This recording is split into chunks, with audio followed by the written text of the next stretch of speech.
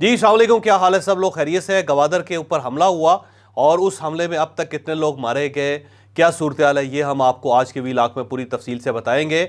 और गंडापुर साहब ने एक तरीका बताया रिश्वत को रोकने का, वो तरीका बड़ा दिलचस्प है, वो भी पूरी डिटेल के साथ बताएंगे। और ख्वाजा आसिफ साहब को आज पाकिस्तान तहरीक इंसाफ ने अपने ऑफिशियल पेज पे बाकायदा उनकी तारीफ़ की और साथ उनको एक धमकी दी गई है, उसकी उन्होंने मजम्मत की। तो पहली मरतबा पाकिस्तान तहरीक इंसाफ ने पाकिस्तान मुस्लिम लीग नून के लिए मजम्मत की है। ये क्या वाक़या है, ये भी हम आपको डिटेल के साथ आज की व्लॉग में बताएंगे। और इसके साथ साथ मज़ार अली नकवी साहब को बरतरफ कर दिया गया है, अब वो खुद इस्तीफ़ा दे गए थे, अब वो बरतरफी कैसे है ये भी आपको इसी तफसील में बताएंगे। और पाकिस्तान तहरीक इंसाफ को आज भी अदालतों से रिलीफ मिल गया, क्या क्या रिलीफ मिला ये भी पूरी डिटेल के साथ इसी व्लॉग में बताया जाएगा।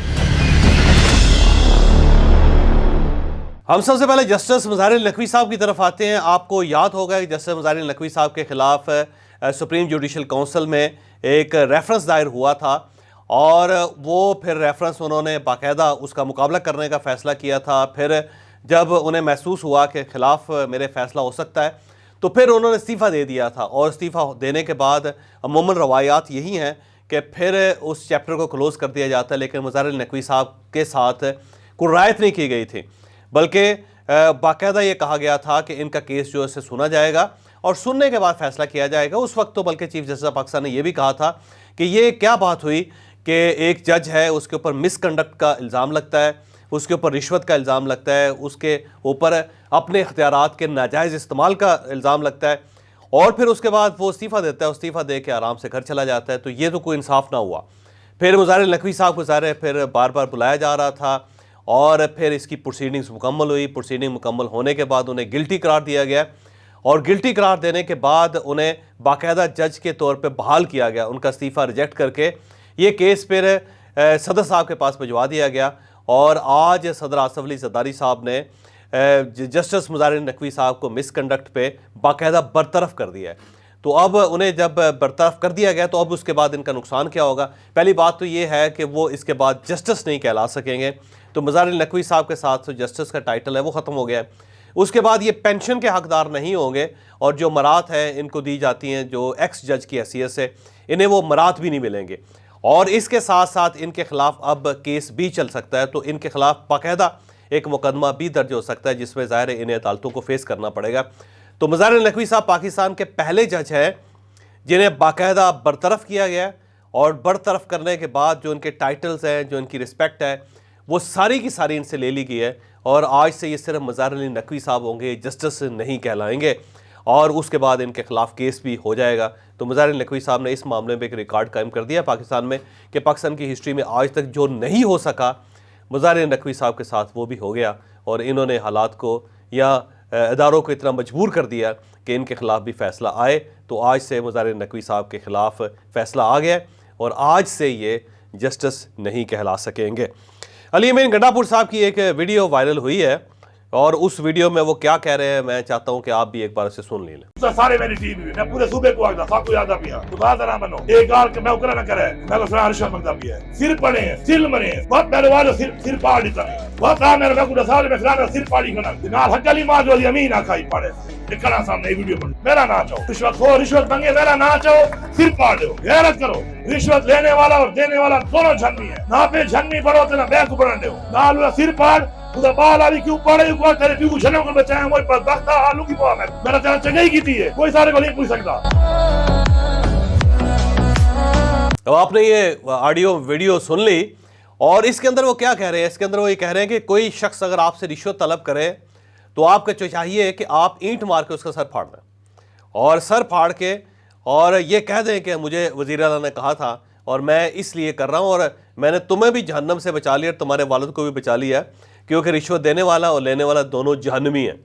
अब ये जो एक मैनेजमेंट अली अमीन गंडापुर साहब ने मुतारफ़ करवाई है दुनिया में, मेरा ख्याल है बड़ी हैरान कुन किस्म की मैनेजमेंट है और इसे अब आज से गंडापुर मैनेजमेंट कहना चाहिए। और गंडापुर मैनेजमेंट क्या है कि कोई शख्स अगर आपसे रिश्वत मांगे तो आपको चाहिए कि फौरी तौर पर उसका सर खोल दें, उसका सर फाड़ दें। अब सवाल ये कि हुकूमत का काम ये है कि उसने लोगों को ये कहना है कि जब आपसे रिश्वत मांगी जाए तो आप सर खोल दें।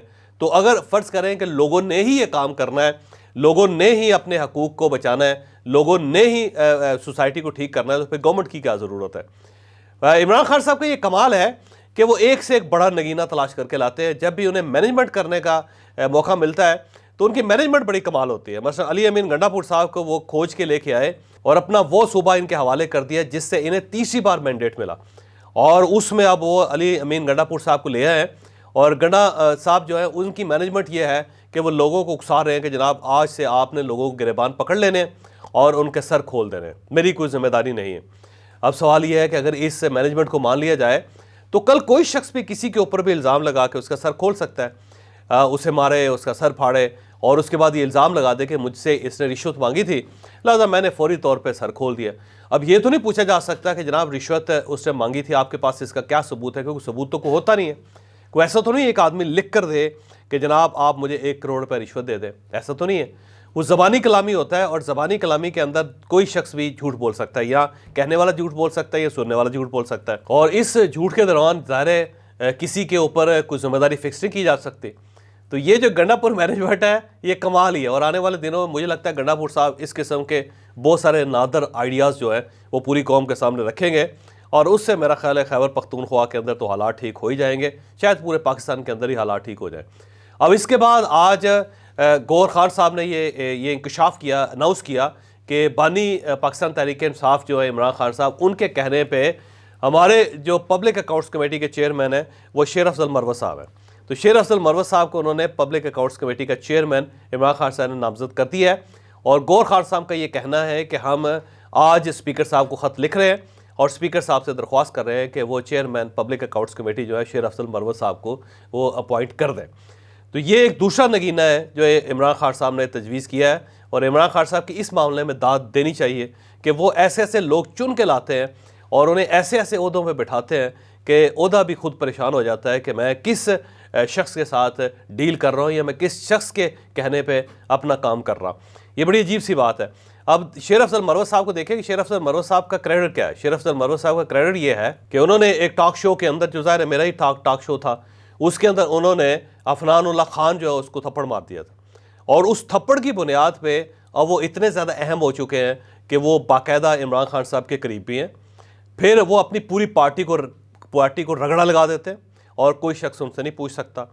फिर वो कौमी असम्बली के रुकन भी बन चुके हैं, और अब वो चेयरमैन पब्लिक अकाउंट्स कमेटी बन रहे हैं, जो तीसरा बड़ा ओहदा होता है पाकिस्तान के अंदर। पहला बड़ा ओहदा प्राइम मिनिस्टर है, और उसके बाद दूसरा बड़ा ओहदा अपोजिशन लीडर है, और तीसरा जो बड़ा ओहदा होता है पार्लियामेंट में वो होता है चेयरमैन पब्लिक अकाउंट्स कमेटी, क्योंकि उसने तमाम अकाउंट्स की बाकायदा पड़ताल करनी होती है और किसी भी अदारे को बुलवा के उनसे पूछा जा सकता है कि जनाब ये जो आपने अखराजात किए हैं इसकी बैकग्राउंड क्या है। और वो बाकायदा बड़े बड़े इदारों को बुला के चेयरमैन पब्लिक अकाउंट्स कमेटी जो है, बल्कि पूरी कमेटी बैठी होती है, और उसके बाद उनको ठीक ठाक लताड़ दिया जाता है। तो वो शेर अफजल मरवत साहब को बनाया जा रहा है, जिनका एक ही काम है कि वो हर जगह पे कोई ना कोई कन्फ्यूजन पैदा कर दें, कोई ना कोई क्यास पैदा कर दें, अपनी ही पार्टी को रगेद के रगड़ के आगे निकल जाएं और किसी वक्त कुछ भी कह सकें।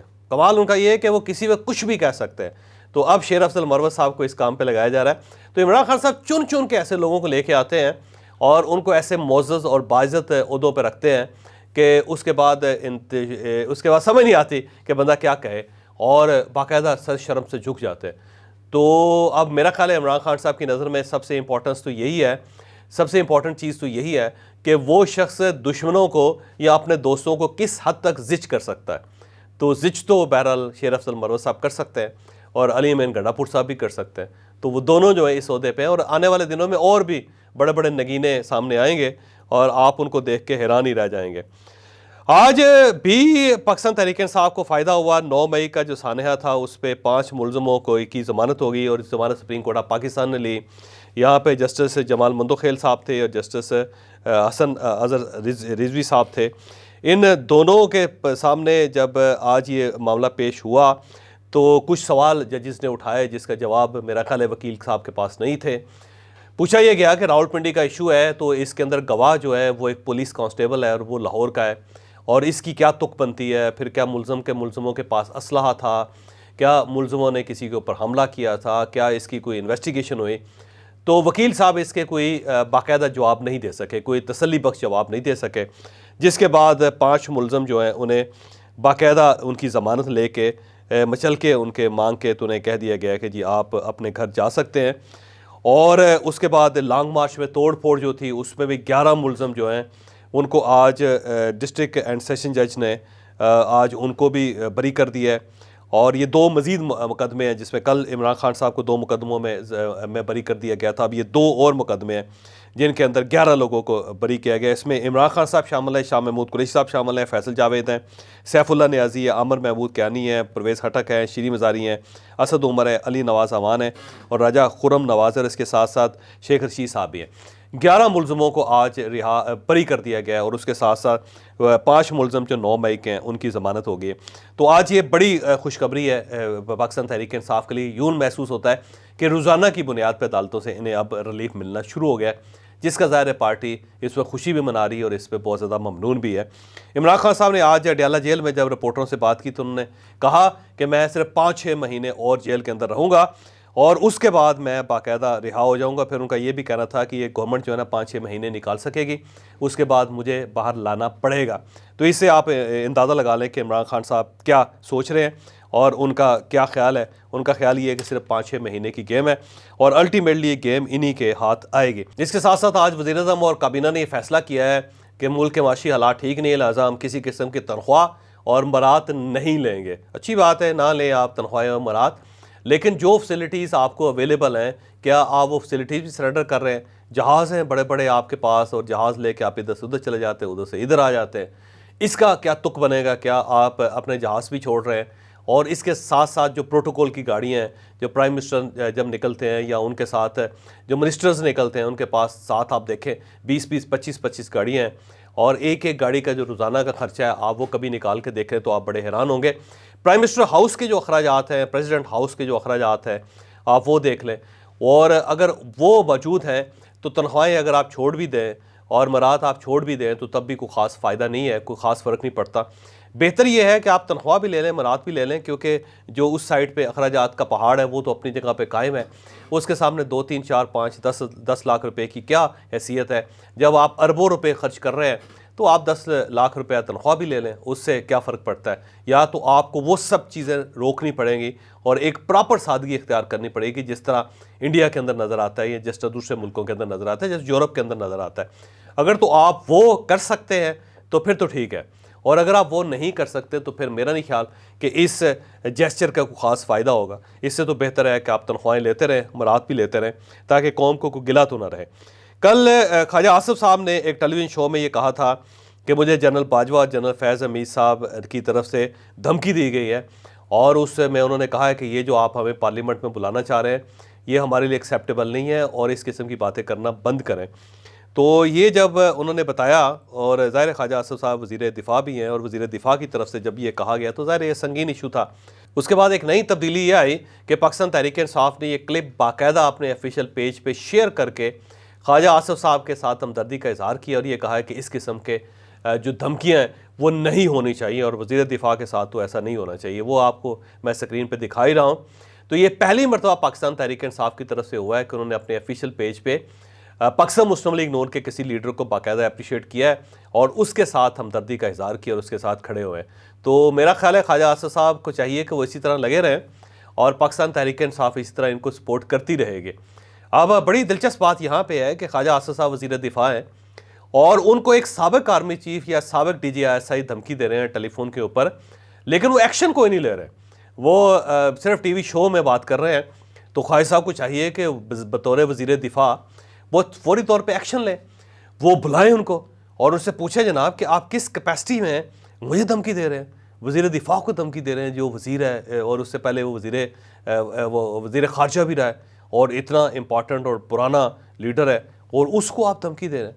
तो बतौर वज़ीर दिफ़ा मेरा ख्याल है ख्वाजा आसिफ साहब को इसका नोटिस लेना चाहिए, बजाय इसके कि वो ये कह दें जी कि मुझे वो धमकियाँ दे रहे हैं और साथ ही वो ये कहेंगे जी मैं टेलीविज़न चैनल पे बैठ के ये इकरार कर रहा हूँ या इसका इजहार कर रहा हूँ या बता रहा हूँ दुनिया को या बता रहा हूँ उन लोगों को कि मुझे धमकियाँ दे रहे हैं, जबकि मैं डरने वाला नहीं हूँ और मेरा कुछ ज़्यादा नहीं बिगाड़ सकेंगे। मैं अफोर्ड कर सकता हूँ क्योंकि मैं सियासतदान हूँ और वो सियासतदान नहीं है, वो अफोर्ड नहीं कर सकेंगे। तो आप को ये कहने की ज़रूरत क्या है, आप फौरी तौर पर एक आर्डर जारी करें और मसला ख़त्म।